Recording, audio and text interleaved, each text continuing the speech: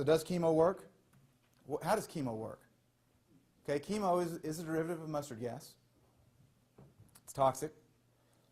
But the problem with chemo does kill cancer cells. It kills cancer cells extremely well. It'll obliterate those cancer cells. It'll kill your other cells too. Okay? Now it is selectively toxic. In other words, it only targets cells that are fast dividing. So all of your body's cells are not fast dividing.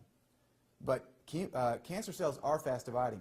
So chemo does target cancer cells. The problem is your hair follicles, they're also fast dividing. Your bone marrow, fast dividing cells. Immune system, fast dividing cells. So chemotherapy targets the cancer, and it targets your hair. That's why everybody loses their hair.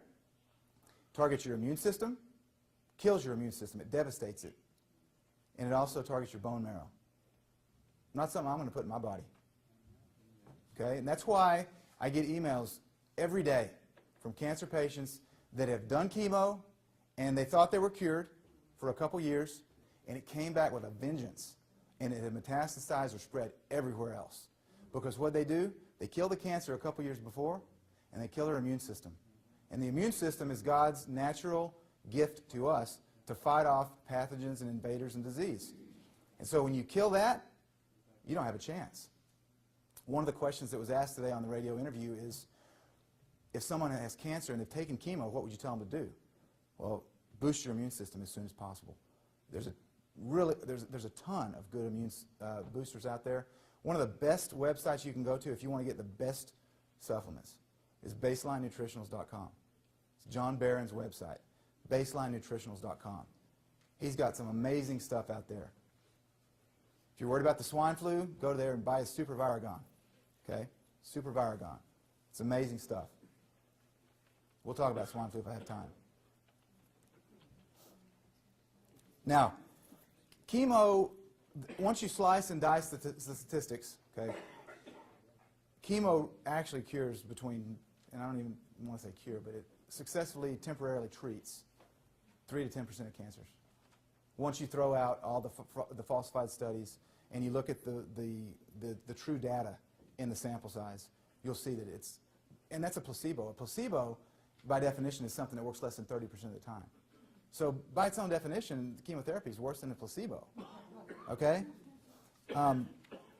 There was a study that was done in 1978 by the Office of Technology Assessment, which is an arm of Congress. And basically what they said in their report is they concluded that between 80 and 90% of all medical procedures today are not proven to be efficacious by controlled trial. So to somebody that's not a doctor, what does that translate?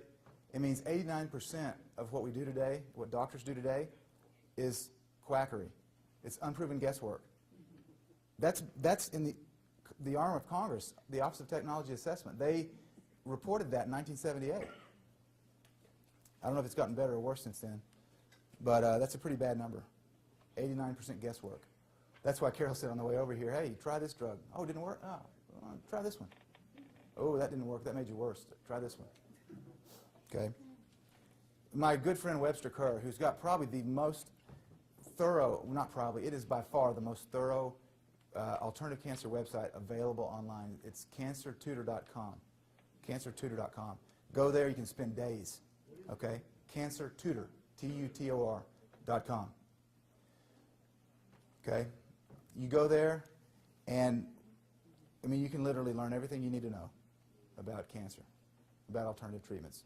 He gives an example. It's called Is Your House on Fire? And in his example called Is Your House on Fire, it's a little allegory that he's written. It is the most appropriate to kind of allegorize how conventional cancer treatments work. So let's say you drive home tonight and you're driving back to Pittsburgh and you get to your house and it's on fire.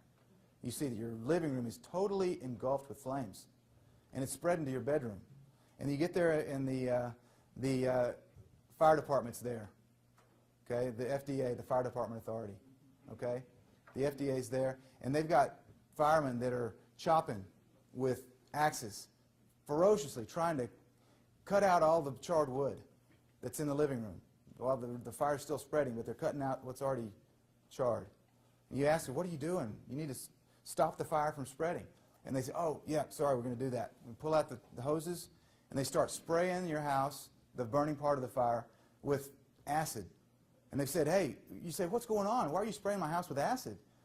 They say, well, the clinical studies have shown that acid will help to put out a fire. It'll slow down a fire. And you say, well, turn on the water.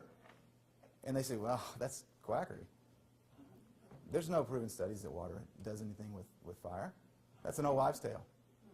And so while your house continues to burn, then another set of firemen come out and they have shotguns and they begin to blast away at your house with shotguns, and eventually they put out the fire. And your house is in rubble. And they high-five each other and they say, great job, we put the fire out. And to add insult to injury, a month later you receive a bill from them for $100,000 for putting the fire out in your house. And you read on the bill and it says, don't worry, your insurance company will pay for it. And then you read your homeowner's policy and you see insurance won't pay for a fire if water is used. That's the conventional cancer industry today, isn't it? Doctors don't use treatments that are, even though they work, that are natural, because insurance won't pay for them and there's no money in it.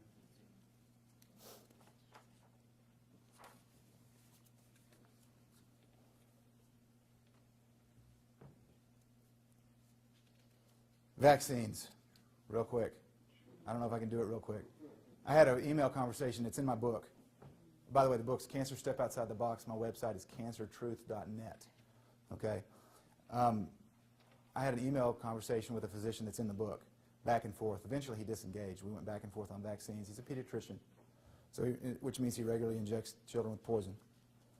We went back and forth, and finally he disengaged. Okay? There's a man named Jack Doubleday that has a nonprofit organization out in California.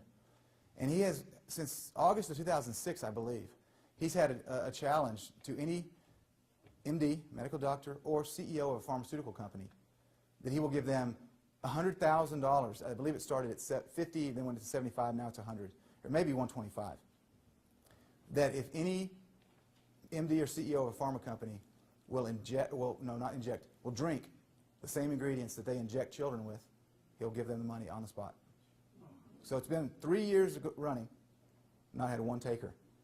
Right? I emailed this to my doctor friend that I was debating, the pediatrician, and he said, I'm busy, don't have time.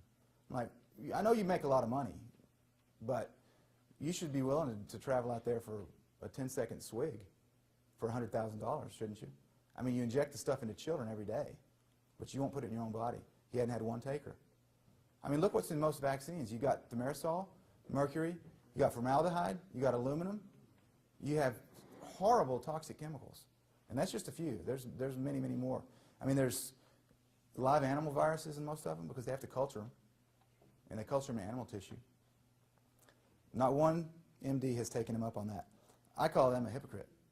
They should put their money where their mouth is and go do that. Be easy $100 grand for them. They could buy another Mercedes or whatever.